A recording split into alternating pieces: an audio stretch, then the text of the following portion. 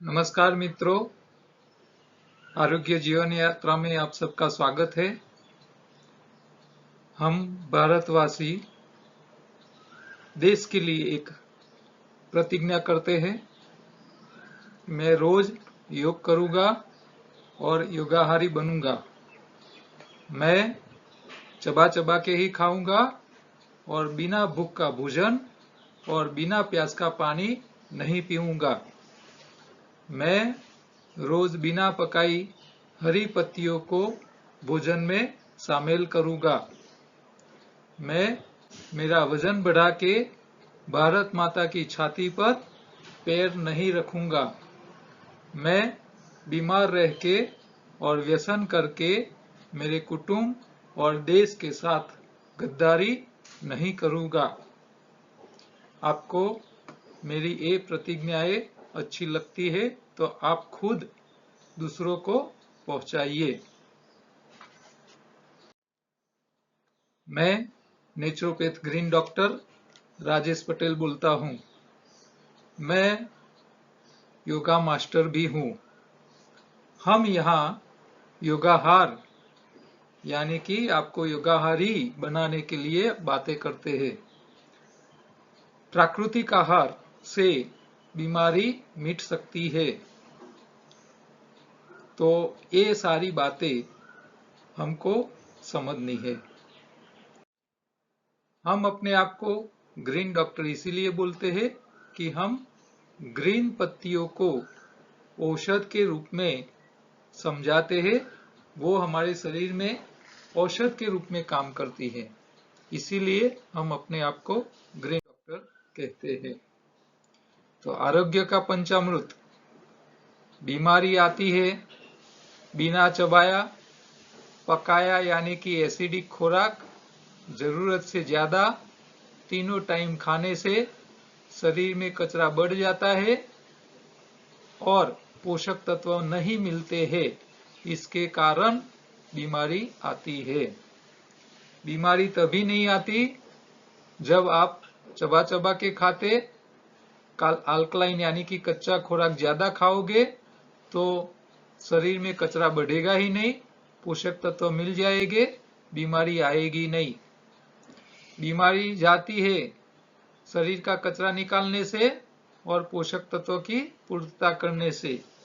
बीमारी से बचने के लिए हर रोज शरीर साफ रखो। इसके लिए एनिमा लेके आंतों की सफाई करो, मल शुद्धि लेके छोटी आंत की सफाई करते रहो, चबा चबा के खाइए और हर रोज खाने में हरी पत्ती शामिल कीजिए। बीमार है तो डेयरी प्रोडक्ट छोड़ दीजिए। डेयरी प्रोडक्ट का काम है कफ पित्त वायु बढ़ाना। तो ये 5 बातें आपको आरोग्य के लिए पंचामृत याद रखना है। हमने कल मायोपैथी नाम की एक विचित्र बीमारी के ऊपर चर्चा की थी। उनको क्या करना चाहिए ये भी हमने कल देखा था। आज का सवाल है, एक भाई लिख रहे हैं, 2 साल पहले पथरी के कारण पित्ताशय की थैली को ऑपरेशन करके हटा दिया गया था। कब्ज और गैस की समस्या बहुत आम बात है। हर रोज कब्ज और गैस रहता है। दाहिनी ओर बहुत दर्द होता रहता है। मैं सावरकुंडला गुजरात से मैं रहता हूँ और डॉक्टर की बार बार दवाई लेनी पड़ती है, क्या करे? तो सबसे पहले तो आपने ये नहीं बताया कि आप एनडीएस फॉलो कर रहे हो या नहीं कर रहे हो। यहाँ जो भी लोग प्रश्न पूछते हैं उनको मैं रिक्वेस्ट करता हूँ कि वो नए हैं या एनडीएस फॉलोअर्स है, वो खास बताए कब से कर रहे हैं, एनडीएस चालू किया है तो पहले क्या दिक्कत थी, कितना फायदा हुआ है और अभी क्या समस्या बाकी बची है, और नए हैं तो क्या करना है। ये भी बातें लिख के हमें भेजे तो इससे हमको जवाब देने में आसानी रहेगी।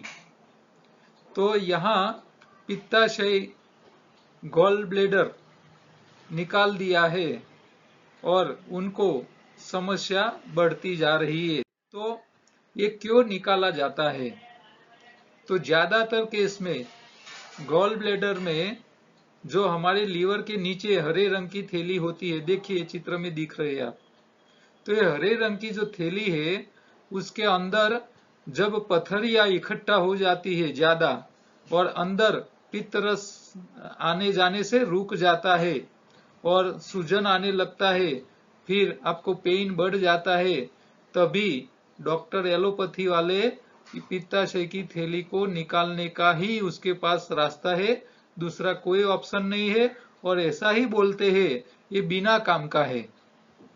देखो ऑपरेशन करने के लिए पेशेंट के माइंड में ऐसा ही दिखा डालते हैं कि ये बिना काम की है, ये नहीं होगा तो भी चलेगा। तो ये बात गलत है। भगवान ने उसको बनाया है तो उसके पीछे कोई न कोई उद्देश्य होगा। बिना उद्देश्य भगवान कोई चीज नहीं बनाता। आपको नाक के 2 होल दिए हैं तो उसके पीछे भी उद्देश्य है। आपको 2 आंख दिए हैं तो उसके पीछे भी उद्देश्य है। एक क्यों नहीं दिया? 2 कान दिए हैं, क्यों एक नहीं दिया? बाल माथे पे लंबे करता है और ये आंख के ऊपर के बाल जो है वो 1 इंच से लंबे नहीं करने देता है। ये आंख की पापन के बाल को भी 1 इंच से लंबा नहीं होने देता है भगवान। उसके पीछे सबका रीजन है। हाँ, बाल आप नहीं काटो तो 5 फुट लंबे हो सकते हैं, लेकिन आप इसको नहीं काटो, जीवन भर हमने तो नहीं काटा है, फिर भी 1 इंच से कभी लंबे नहीं हुए हैं। और लंबे होते तो क्या होता, सोचो जरा। हाँ, आपको देखने के लिए ऐसे ऊंचा करना पड़ता बाल को, शटर को ऊंचा करे और फिर देखो और फिर शटर पाड़ो, ऐसी हालत होती। भगवान जो भी चीज बनाता है वो जानबूझ के बनाता है, काम की है तभी बनाता है, बिना काम की है तो वो कभी नहीं बनाता। तो इसको निकाल देना ये गलत है, निकालना नहीं चाहिए, उसके भी रास्ते हैं। तो पहले तो डॉक्टर को तो पैसे के लिए वो ऑपरेशन करके निकालने की ही बात करेंगे, लेकिन आप धीरज रखो। आपको समझ लो समस्या पित्ताशय में है तो आप धीरज रखो, एनडीएस करो, नेचुरल डाइट करो, आपकी समस्या में धीरे धीरे फायदा हो जाएगा, निकालने की जरूरत नहीं पड़ेगी। तो यहाँ पहले तो ये समझना है कि पित्ताशय का काम क्या है, गॉल ब्लेडर क्या काम करता है।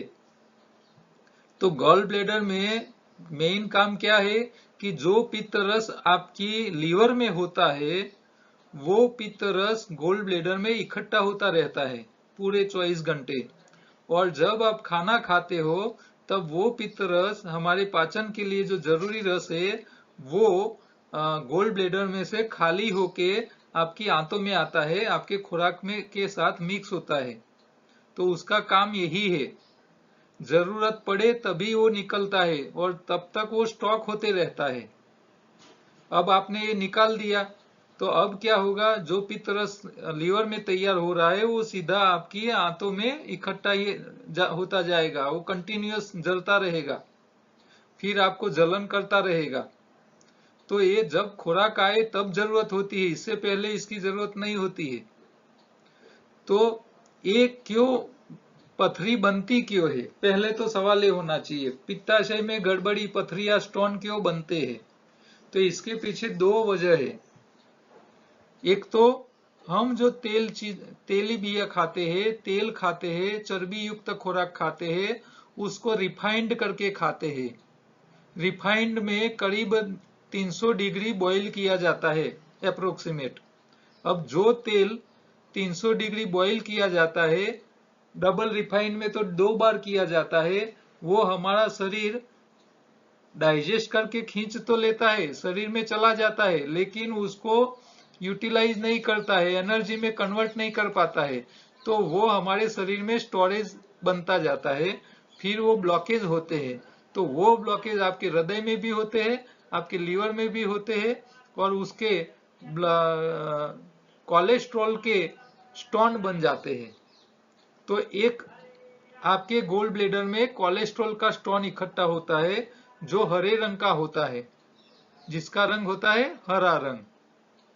दूसरा स्टोन होता है वो होता है नमक का, जो हम क्षार मिनरल्स खाते हैं नमक के रूप में। अब हम लोगों की एक गलत आदत है, खराब आदत है क्या, कि जब हम कोई चीज पकाने लगते हैं तो नमक को पकाने के साथ शुरू से ही डाल देते हैं। अब जो नमक शुरू से ही आप पकाने के अंदर डाल देते हो तो वो गर्म हो जाता है, और गर्म हुआ क्षार जब शरीर में जाता है तो वो स्केलिंग होके पथरी में कन्वर्ट होने लगता है। कभी भी नमक को खुराक बनाने के टाइम डालना नहीं चाहिए, कुक करने के साथ नहीं डालना चाहिए। कुक हो जाने के बाद बाहर से एक्स्ट्रा नमक लेके आप खाओ, लेकिन कुकिंग के टाइम मत डालो।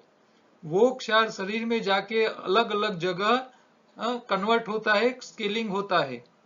आपके किडनी में कन्वर्ट होगा तो किडनी में पथरी करेगा, आपके लीवर में वो पथरी बनती है तो सफेद रंग के पत्थर बन जाते हैं, वही आपके गोल ब्लेडर में हो जाते हैं। तो गोल ब्लेडर में दो प्रकार की पथरियां बनती है, एक सफेद रंग की जो क्षार की होती है, और जो हरे रंग की होती है वो चर्बी की पथरी होती है। तो ये दोनों प्रकार की पथरियां आपके गोल ब्लेडर में इकट्ठा होती है, लीवर में भी इकट्ठा हो जाती है। अच्छा, आपके हृदय में ब्लॉकेज होते हैं तो इसमें दो प्रकार के होते हैं, एक चर्बी के ब्लॉकेज होते हैं, दूसरा जो स्केलिंग पथरी होती है जो मिनरल्स की होती है, वो आपकी जो लाइन से वेन्स की, खून की नलियों की, उसके अंदर क्षार, जैसे पानी के अंदर से पानी की पाइप में से जैसे क्षार युक्त पानी निकलता है तो अंदर स्केलिंग कैसा हो जाता है, ऐसा हो जाता है। आपकी जो नलियां है खून की, उसको हार्ड कर लेता है, तो कैल्सिनेशन उसको बोलते हैं। तो यहाँ दो प्रकार से, दो गलतियां से होती है समस्या। एक तो रिफाइंड तेल और रिफाइंड नमक, उसको पका के खाने से ये समस्या आती है। अब उसको तोड़ना है, कौन तोड़ के निकालेगा? तो इसको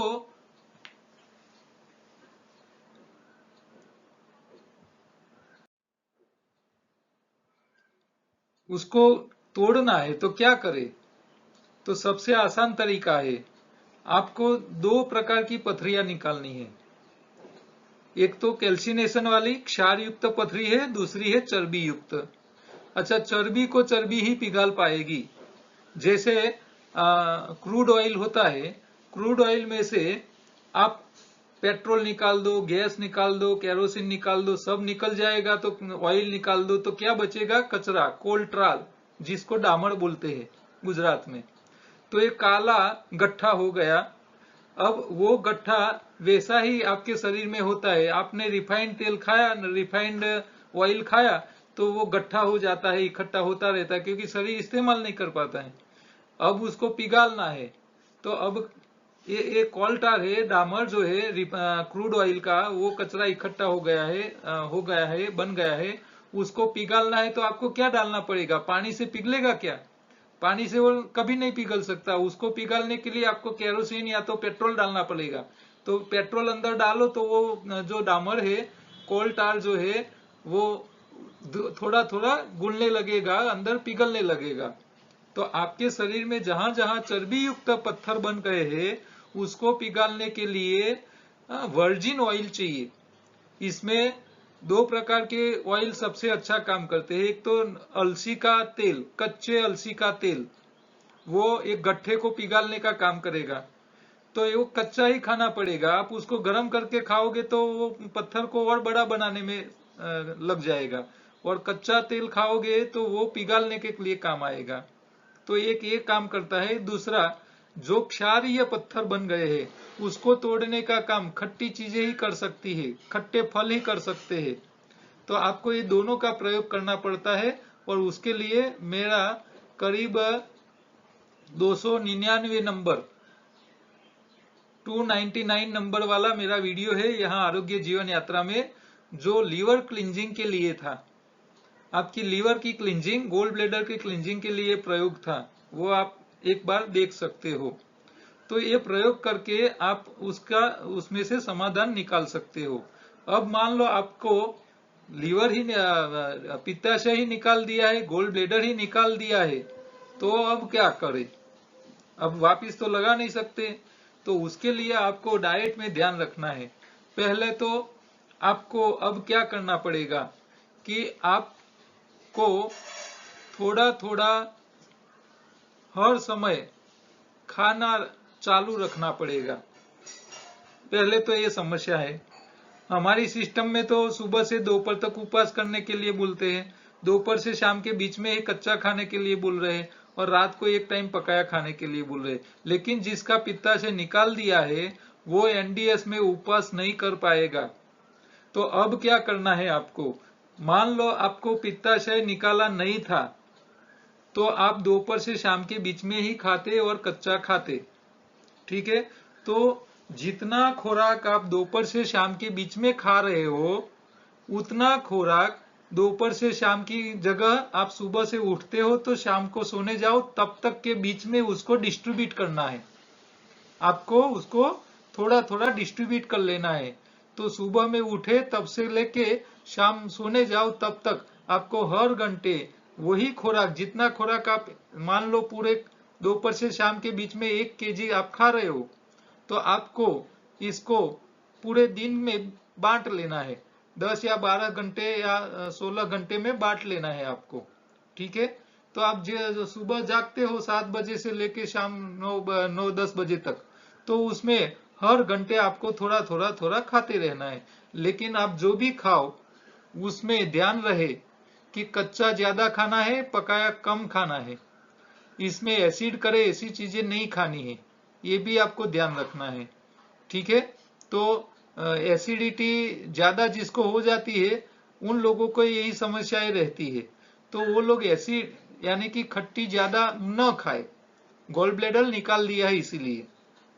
एसिडिटी की समस्या है तो खट्टे अकेले मत खाए, इसके साथ आप मीठे फल ऐड करके खाया करो, ठीक है। तो हरी पत्ती हर रोज खाइए, खट्टे मीठे फल खाते रहिए, चबा चबा के खाते रहिए और थोड़े थोड़े अंतर पे खाते रहिए। तो आपको ये समस्या से समाधान मिल जाएगा और दोबारा ये समस्या होगी नहीं। अब गॉल ब्लैडर निकाल दिया है तो नया बनने वाला नहीं है। हाँ, भगवान ने हमारे शरीर में ऐसी सिस्टम नहीं बनाई है कि आपकी उंगली कट जाए तो फिर वहां नई उंगली पैदा हो जाए, ऐसा नहीं है। दूसरे कई प्राणी ऐसे हैं जिसकी पूंछ को काट दो तो नई पूंछ आ जाती है, जैसी गिलोरी आती है ना, गरोरी, गुजराती में गरोरी बोलते हैं, चिपकली। तो ये चिपकली की आप निकाल तोड़ दो उसकी पूंछ को तो नहीं आ सकती है, लेकिन हमारी उंगली काट दो तो नहीं आ सकती। आपने गोल ब्लेडर काट दिया तो नया बनने वाला नहीं है, अब पूरी जिंदगी बिना गोल ब्लेडर से ही चलाना पड़ेगा। तो आपको ये जो आपके पैंक्रिया, आपके लीवर में जो पित्त रस बन रहा है वो आपके आंतों में आता रहता है। तो वो आपको आंतों में गर्मी न करे, एसिडिटी न करे, डैमेज न करे, इसके लिए आपको थोड़ा थोड़ा खुराक देते रहना है, ठीक है।